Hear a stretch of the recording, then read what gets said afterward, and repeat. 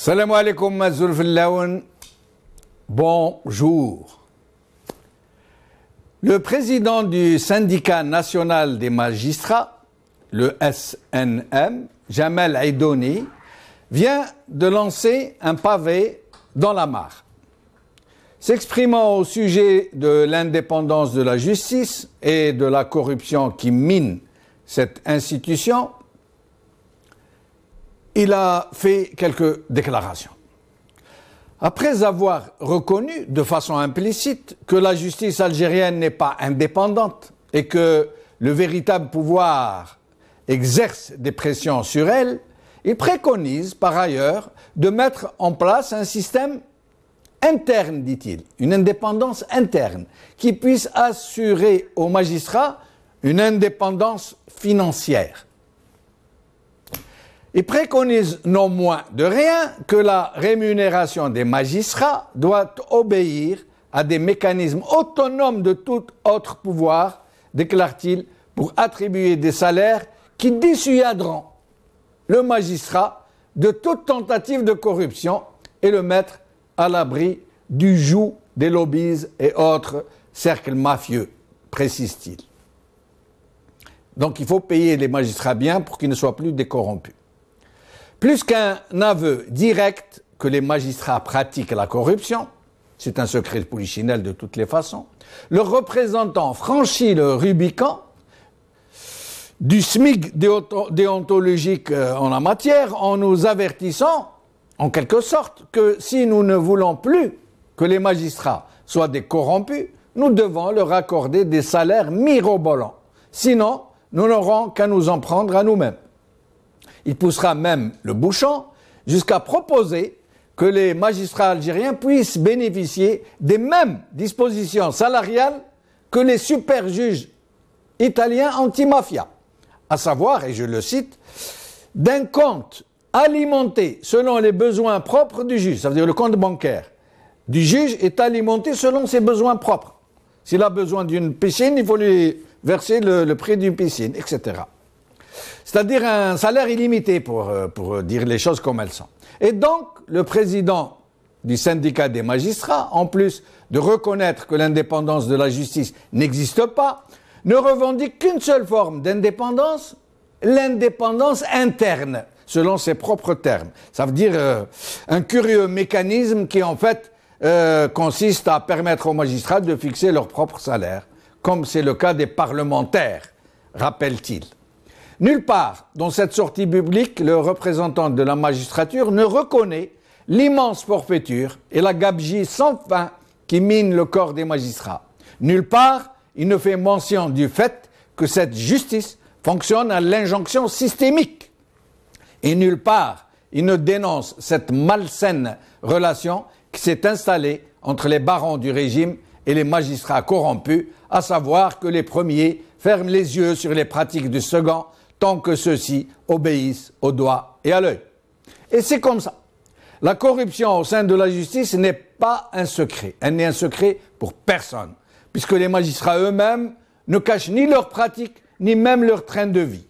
Et comme il n'y a plus de frein à quoi que ce soit, voilà que leurs représentants proposent comme seule solution à la corruption qui ronge le pouvoir judiciaire de permettre aux magistrats de fixer leur propre salaire.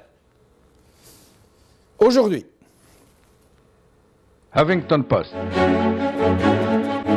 La justice spectacle ne réglera pas les problèmes de corruption en Algérie selon Maître Miloud Brahimi par May Sanman. Le soir d'Algérie, le président de leur syndicat lance le débat: comment mettre les magistrats à l'abri de la corruption par MM. Le quotidien de Constantine. Le président du SNM, Jamal Aïdouni, se confie: indépendance de la justice, détention provisoire et salaire des magistrats par A Z.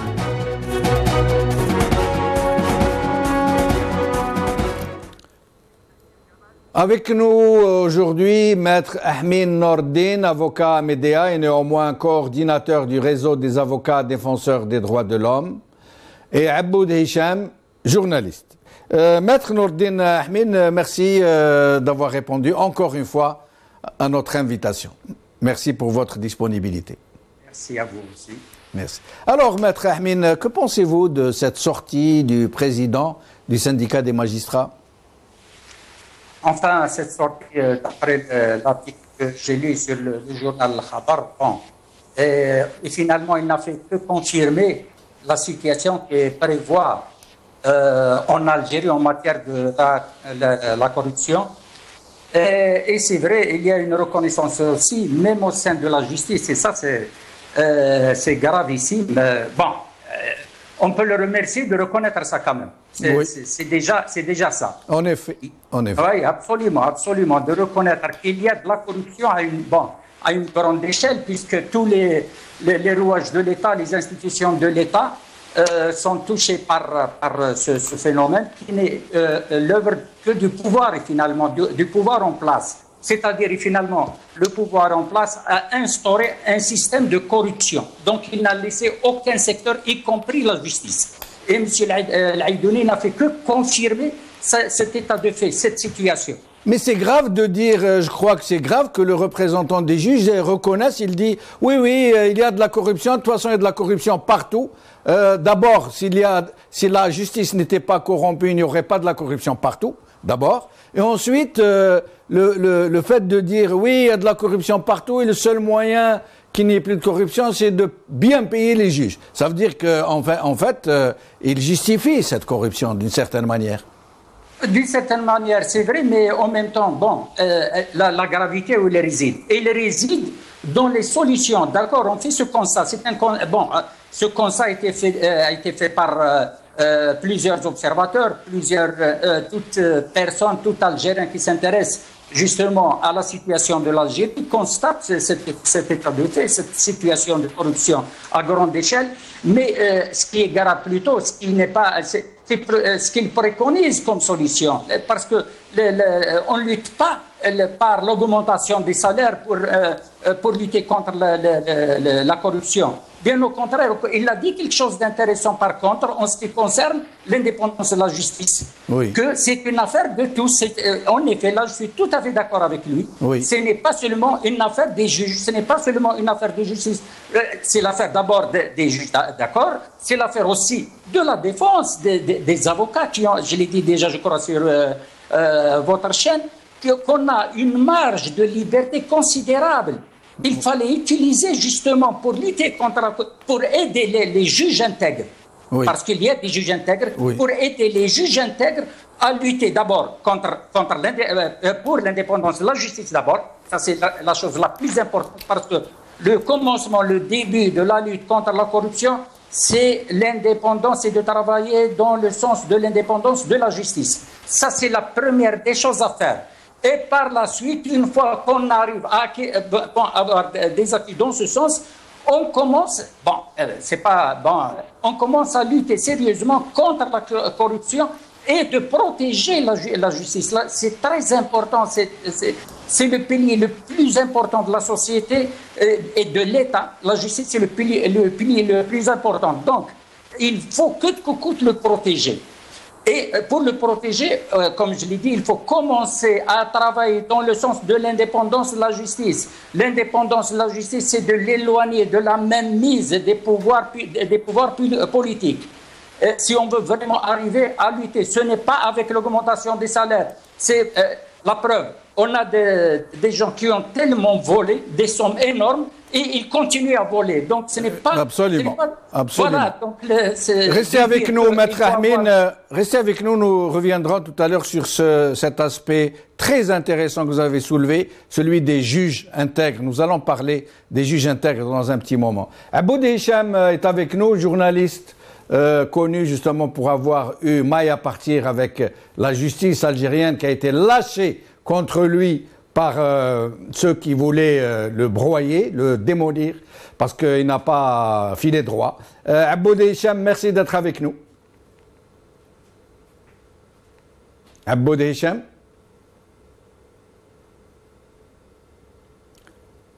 Il y a un souci? Bon, il semble qu'il y a un petit souci. Je reviens en attendant de le joindre de nouveau. Maître Ahmed, ces juges intègres dont vous parlez, qui existent et que nous ne remercierons jamais assez, parce que j'imagine que ce doit être très dur d'être un juge intègre. Il est beaucoup plus difficile d'être un juge intègre que d'être un ripou, parce que un juge intègre, dans un tribunal où la majorité des juges sont corrompus, d'une façon ou d'une autre, plus ou moins, ce monsieur, il gêne tout le monde. Et il devient le gêneur, parce que tout le monde a l'impression qu'il est là pour monter un dossier contre ses collègues. Il gêne les autorités qui donnent des injonctions, qui lancent des injonctions à la justice. Il gêne ceux qui veulent acheter leur procès, etc. Il gêne tout le monde. Alors, parlez-nous un peu de ces juges intègres, de ce qu'ils endurent. Je dirais, c'est comme les Algériens intègres. Je dirais, il y a beaucoup d'Algériens intègres. C'est la raison pour laquelle l'Algérie est debout et sur ses pieds jusqu'à présent. Et même la justice, elle n'est pas... quand même, elle arrive de plus ou moins, parce que des fois, bien sûr, là où le problème se pose clairement, en matière au niveau de la justice, quand il s'agit des dossiers de corruption et quand il s'agit des dossiers de liberté, des libertés individuelles et collectives. C'est ça où le problème se pose. Sinon, c'est des quantités énormes de dossiers au niveau de la justice, une bonne partie qui est traitée le plus normalement du monde, et c'est là où on trouve des juges intègres, beaucoup de juges intègres qui font leur travail merveilleusement, correctement, qu'il faut saluer. C'est vrai, c'est un milieu très difficile, c'est un milieu où ils subissent énormément de pression, et il n'y a pas une grande protection, il faut le dire aussi, ça c'est ça. J'ai parlé de l'indépendance de la justice. C'est quoi, au fond, l'indépendance de la justice commence par la protection du juge. Si on s'amuse, si un juge essaie de faire proprement, correctement son travail, et ça ne plaît pas à X et Y, il est facilement, la moindre des choses, de le muter, donc de l'éloigner de ses enfants, surtout au moment de la scolarisation et tout. C'est ça les pressions qu'ils exercent. Donc, il y a beaucoup de juges intègres, ça je le crois, mais ils subissent énormément de pression. Donc il faut vraiment faire de sorte à ce qu'on doit... Mais Maître Ahmed, comme vous dites, il y a beaucoup de juges intègres, ils sont la majorité, d'après vous, très franchement, parce que les Algériens vous écoutent et vous regardent, vous pensez réellement que les magistrats intègres sont la majorité ? Bon, moi je le pense, je pense que ça doit être la majorité. C'est comme je vois, c'est pas tous les juges qui sont corrompus quand même. Bien sûr, il suffit d'avoir quelques dossiers, quelques affaires où il y a de corruption, où le juge, on peut justement le toucher d'une manière ou d'une autre pour justement dévier et tout. Bon, c'est des affaires qui font, ils font des bruits. C'est tout à fait normal. C'est pour cette raison qu'on voit et le nombre malheureusement augmente. Là, je suis tout à fait d'accord. C'est-à-dire d'année en année, on constate qu'il y a l'augmentation de la corruption. Restez avec nous, Maître Nordine Ahmed. Aboud Hicham, il y a un instant, je vous présentais, nous avions perdu malheureusement, que vous avez eu vous-même maille à partir avec la justice algérienne, qui a été lâchée contre vous par ceux qui voulaient vous broyer après avoir fermé vos journaux, mis en prison un de vos journalistes, etc. Quel est votre avis sur ces déclarations quelle est votre opinion sur ces déclarations de Aïdoni Jamel, le président du syndicat des magistrats? Bonsoir, Jamel. Bonsoir, Hicham, merci d'être avec nous. Bonsoir aux téléspectateurs de Maralibia. Merci. Ça date pas d'aujourd'hui. Mes problèmes, mes déconvenues avec la justice, ça date depuis les années 90. Entre 92 et 97, date de ma sortie du territoire algérien, j'avais écopé de pas moins de 5 condamnations pour délit de presse, et des condamnations qui étaient toutes farfelues, c'est-à-dire des accusations farfelues. Et la meilleure et la plus grave, c'était en 1995, quand j'ai été accusé d'atteinte aux intérêts supérieurs du pays, trouble à l'ordre public et à la sécurité publique. Donc, je devais écoper d'un minimum de 20 ans. Et Dieu merci, j'étais tombé sur un juge d'instruction intègre, parmi ces gens intègres dont vous parliez avec Maître Ahmed, c'était Monsieur Hadji du tribunal d'Alger. Et je suis également tombé sur une présidente de cour intègre, je ne me souviens pas de son nom malheureusement, et qui m'avait relaxé sur le champ une fois que j'étais entendu en audience. Tout récemment, donc je continue de faire l'objet donc de poursuites judiciaires lancées par qui vous savez. Et là, quand on parle de la déclaration de M. Laïdoni, M. Laïdoni ne parle que de la corruption. Mais il y a plus grave que la corruption. C'est l'obédience, l'inféodation de la justice au pouvoir public, à des petits tyrans qui sont à la tête de l'État. Je prends mon cas au mois de mai 93, quand le procureur général d'Alger lance contre moi, alors, l'ouverture d'une enquête judiciaire, mais en même temps, il m'accuse de tas de choses. Alors qu'un procureur n'a pas à faire, à porter des accusations. Il demande l'ouverture d'une enquête, simplement. Et puis, quand je vois que cette justice elle-même, une fois confrontée, c'est la justice qui a été confrontée à la réalité quand j'ai été entendu par le juge d'instruction sur cette affaire de ces accusations d'atteinte à la sécurité nationale, à l'intégrité territoriale. C'est comme si j'avais demandé l'indépendance du parti de l'Algérie. Tout ça parce que vous avez parlé d'Abdelaziz Bouteflika, de son retour. Oui, voilà. Qu'il était malade, qu'il était vraiment malade, que ce bonhomme a été hospitalisé, a été rentré en Algérie et puis reparti vers le Val-de-Grâce. Et c'était prouvé par la suite parce que l'instruction lui-même ne trouvait plus quoi dire quand je lui sortais la une d'un quotidien inféodé au pouvoir qui reconnaissait que le président de la République avait signé 15 décrets présidentiels en date du 19 mai. C'est-à-dire à la période que j'avais dit... Et c'est ça l'atteinte à l'intégrité nationale, parce que... Oui, voilà. Oui, mais sinon, pire que ça, ils s'en sont pris à votre journaliste, Abdessameh Abdelhaï, qui a été jeté en prison, qui s'y trouve toujours. Alors, la meilleure, c'est que le juge d'instruction, quand il m'avait auditionné, et le PV d'audition est entre les mains de la justice et entre les mains de Maître Gouasmia, avocat de Abdessameh Abdelhaï, où il était mentionné clairement que j'avais quitté son bureau libre. Il n'y avait ni contrôle judiciaire, ni détention préventive, ni interdiction de sortie du territoire national. Rien du tout. Libre. Oui. Alors, quand je quitte moi le territoire national, 10 jours plus tard, on vient arrêter Abdessameh et on le torture, comme ça a été mentionné dans le quotidien L'Ouattan.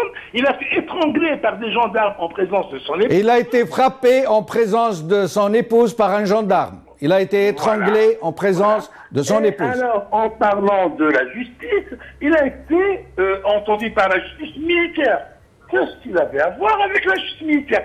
Et cela parce que les petits tyrans qui sont à la tête de l'État algérien jouent des différentes instances judiciaires. Mais Abdessameh, il nous reste plus beaucoup de temps.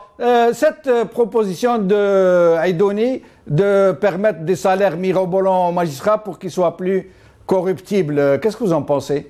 Mais non, ça ne peut pas tenir la route pour la simple raison qu'en Algérie, il n'y a plus de normes. Allez, vous allez donner 100 millions par mois à un juge. Il y a un corrupteur qui va arriver, qui va lui donner 1 milliard pour une affaire. Oui, vous pensez que c'est corrompu, il restera incorrompu. Mais le problème, comme j'ai dit, c'est cette corruption est dirigée en système par des nouveaux tyrans qui dirigent le pays, parce qu'ils ont détruit tant qu'il y a corruption, il n'y a plus d'État. Ils ont détruit l'État algérien. Moi, je vous donne la dernière nouvelle, Jamal. Oui. Aujourd'hui, les autorités d'Alger refusent de délivrer des passeports, non seulement à moi-même, mais même à mon épouse et à mes enfants. C'est incroyable. L'État qui prend pareil mesure. C'est une mesure. Écrit au ministre des Affaires étrangères, Oui. écrit au consul général d'Algérie à Lille. Le consul général d'Algérie à Lille, tout ce qu'il dit, j'ai reçu des instructions d'Alger. Qui a donné ces instructions? Ben, c'est pas le ministre des Affaires étrangères, parce que le ministre des Affaires étrangères il ne peut pas prendre par décision. Et en plus de ça, c'est illégal. C'est illégal. Et vous ne pouvez pas porter plainte, bien sûr. Vous ne pouvez pas porter plainte. Mais moi, je sais comment les avoir, mon ami Jamal, parce que moi, je leur ai écrit, j'ai les preuves que j'ai écrit, d'accord?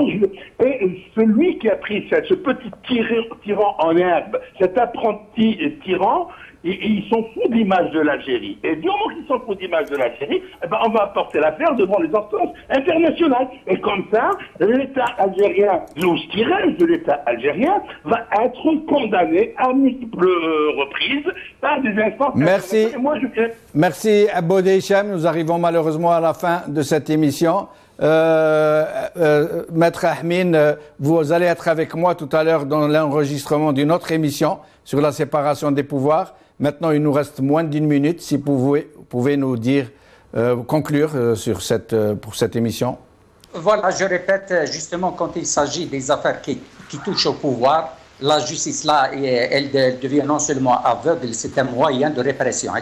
La justice devient un moyen de répression quand il s'agit des affaires qui touchent aux libertés collectives et individuelles et qui touchent aussi au dossier de la corruption. Vous voyez les gros dossiers, Sonatrach 1, Sonatrach 2, l'autoroute Est-Ouest, on ne touche pas. Il y a deux justices. Il y a des Algériens qui sont au-dessus de la justice, au-dessus de la loi, et ça, ce n'est pas possible, ce n'est pas tolérable, et c'est condamnable. On doit se mobiliser pour ça, pour qu'il n'y aura pas des super Algériens et des sous-Algériens. Merci, Maître Ahmine. À tout à l'heure, je vous dis donc.